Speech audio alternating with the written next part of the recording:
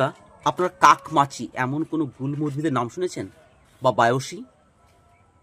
এবার নিশ্চয়ই ফলগুলো দেখে নিশ্চয়ই বুঝতে পারছেন আমি কোন গাছের কথা বলছি। এই দেখুন, এই হচ্ছে সেই গুল্ম উদ্ভিদ যাকে বায়োসি বলে। শুধু কি বায়োসি না, এর ফলগুলো গুচ্ছ আকারে হয় বলে একে গুচ্ছ ফলাও বলা হয়।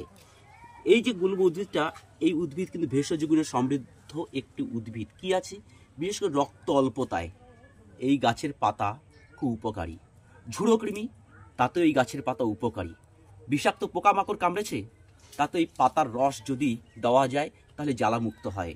আরেকটা কথা বলে রাখি, দেখবেন অনেকে ব্যাঙে, কোনো ব্যাঙের মতন ঘামাচি হয়, সেখানেও কিন্তু এই পাতা যদি হলুদের মতন গায়ে মাখা যায় তাহলে কিন্তু সেই রোগটা সেরে যায়।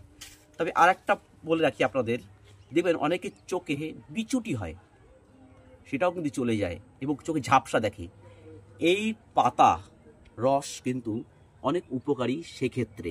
তবে বন্ধুরা বলে রাখি, এটা কিন্তু শাক হিসেবে খাওয়া যায় যখন এর ফলগুলো লাল হবে। এই ফল নয়, লাল ফলের গাছটা। তবে এর ফলের মধ্যে দেখুন বীজটা অনেকটা বেগুনের বীজের মতন, বেগুনের বীজের মতন এর ফলগুলো, ফলের বীজগুলো, আর এর ফুলগুলো অনেকটা লঙ্কার মতন। তাহলে বন্ধুরা, আজকে আপনারা দেখলেন কাকমাছি বা বায়োসি বা গুচ্ছ ফলা। তো বন্ধুরা দেখলেন, ভালো লাগলো, ধন্যবাদ।